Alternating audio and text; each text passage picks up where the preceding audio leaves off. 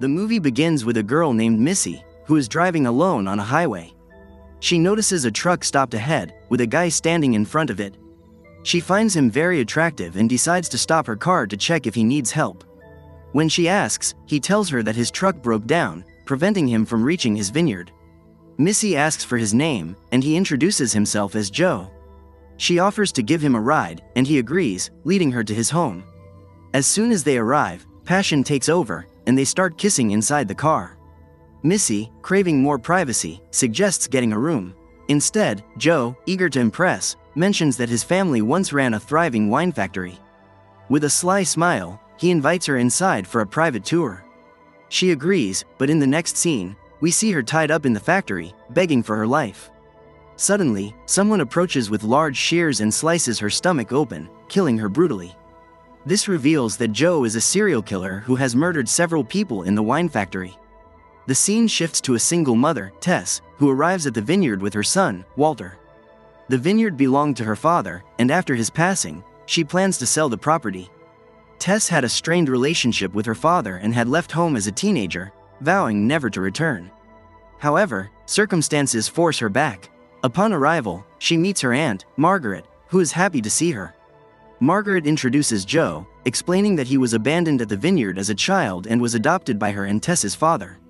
Later, Joe takes Tess and Walter inside the house, where Tess becomes visibly uncomfortable.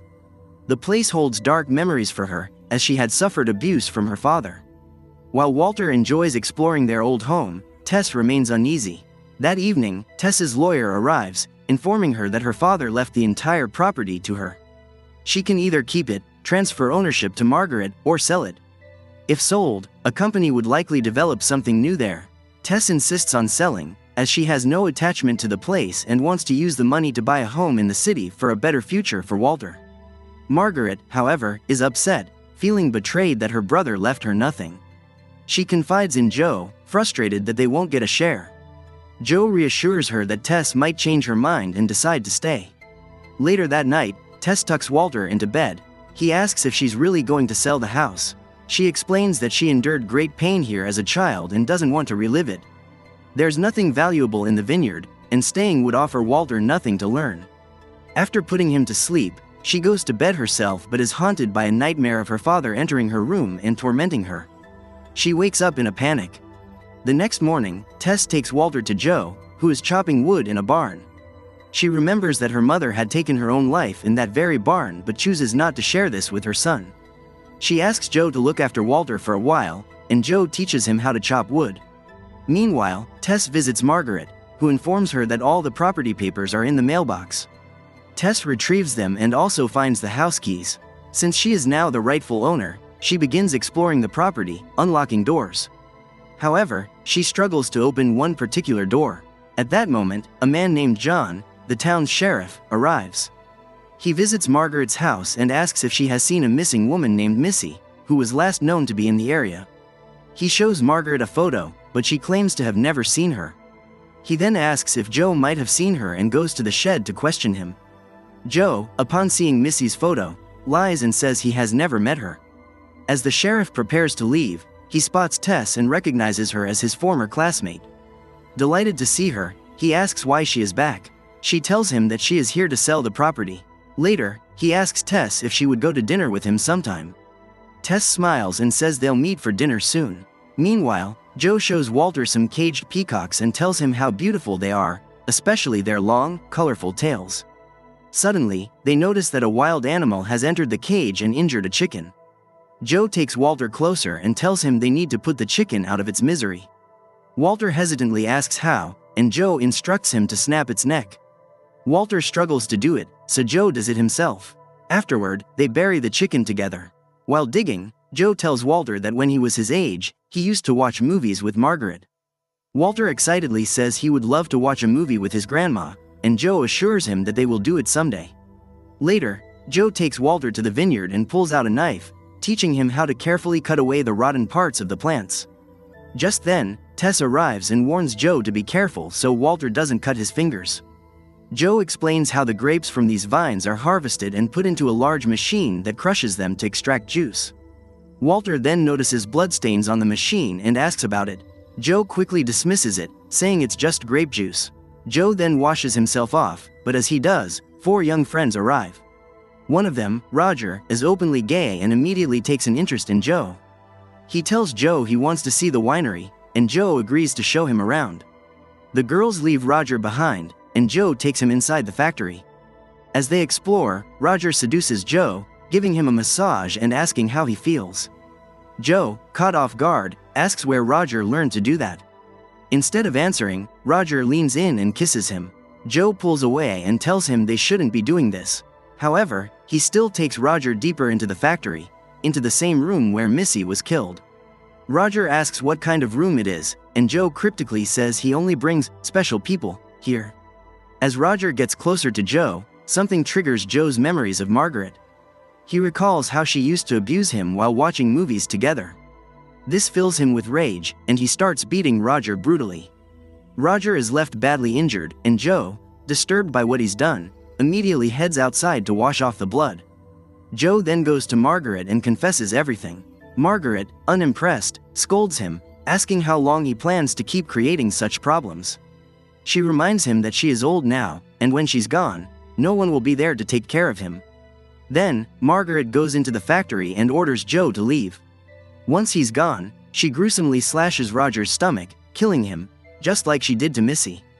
Walter hears Roger's screams from a distance and runs to his mother, telling her what he heard. Tess dismisses it as just a bad dream. Meanwhile, Margaret returns to Joe after finishing the job and tells him to dispose of the body. Joe goes inside, cuts Roger's corpse into pieces, and carries it outside. He feeds the remains into the shredder machine, turning them into mulch, and then buries everything in the soil, completely erasing all evidence. Finally, he cleans up the area to remove any traces of blood. The next morning, John arrives, looking for Roger. One of Roger's friends had filed a missing person report, stating that Roger was last seen at the vineyard.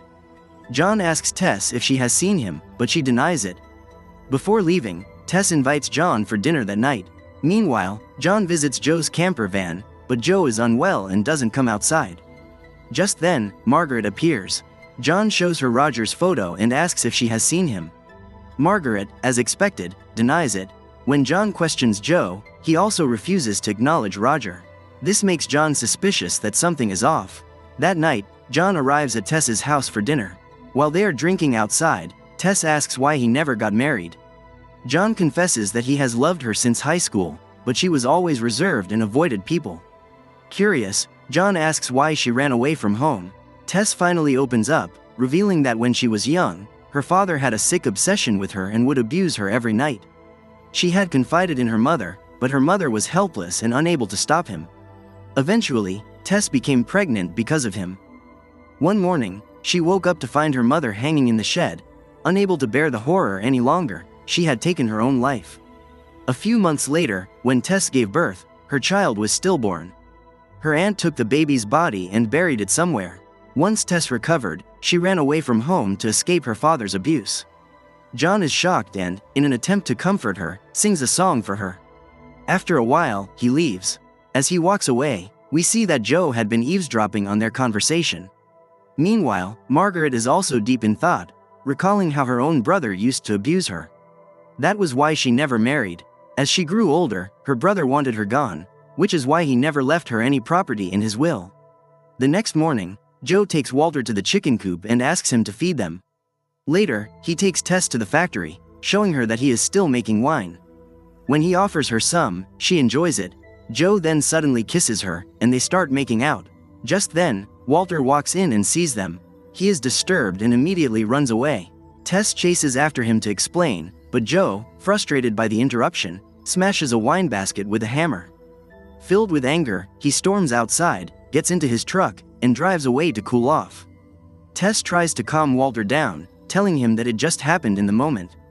But Walter, upset, declares that he doesn't want to stay here any longer. Tess reassures him that they will sell the house and leave soon. Just then, Margaret approaches Tess and tells her that she, too, is leaving. She invites Tess to have dinner with her one last time that night. John receives a call from a woman asking if he has found Roger. He assures her that he will find him soon. She reveals that she had dropped Roger off at the vineyard, where a man named Joe was also present. This confirms John's suspicions, so he heads to the vineyard to investigate. Meanwhile, Margaret prepares dinner for Tess and her son. The food is delicious, but suddenly, Walter faints. When Tess tries to wake him up, she also loses consciousness. Margaret had drugged their food. Her plan is to kill them both and claim the property for herself. She locks Walter inside a stable and drags Tess to the factory, tying a noose around her neck and gagging her to keep her from screaming. When Tess regains consciousness, she finds herself bound, with Margaret smiling at her. Margaret accuses Tess of abandoning her father and returning only for money. She insists that she is the rightful owner of the property since she has taken care of it all these years. When Tess tries to ask about her son, Margaret tells her that Walter is still alive, but if Tess doesn't sign the papers, she will kill him. Meanwhile, John arrives at the vineyard for his investigation. At the same time, Joe is also returning home. John notices Missy's car and realizes that Joe had lied to him. He starts searching the area and soon hears muffled screams from inside the factory. Rushing in, he finds Walter tied up, left to die. John quickly frees him and tries to escape. Inside, Margaret reveals a shocking truth to Tess. Joe is not her adopted son. The man she had been making out with was actually her own biological son, the child born from her father's abuse. Margaret had lied about the baby being stillborn and secretly raised him in the house. Their father had wanted to kill the child, but Margaret saved him and raised him as her own. Tess is horrified, realizing she unknowingly got intimate with her own son. As John and Walter attempt to escape, Joe arrives and attacks John. A brutal fight breaks out, leaving both men injured. Joe, however, gains the upper hand and impales John with a pitchfork, killing him instantly. Joe, too, collapses from his injuries. Seizing the opportunity, Walter rushes to free his mother. Margaret notices and tries to stop him, but Tess smashes a stone against her head, killing her. Just then, Joe regains consciousness and, upon seeing Margaret dead, flies into a rage.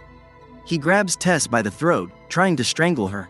But before he can kill her, Walter takes a grape cutter from Joe's pocket and slits his throat. Joe dies on the spot. Tess, now free, takes Walter and leaves the vineyard. The movie ends. This movie is actually based on a true story of the Wineville chicken coop murders. Between 1926 and 1928, young men who arrived at Wineville mysteriously disappeared. The culprit was a 19-year-old farmer who brutally tortured and murdered them. So, that was the story of this film. How did you like it? Let us know in the comments.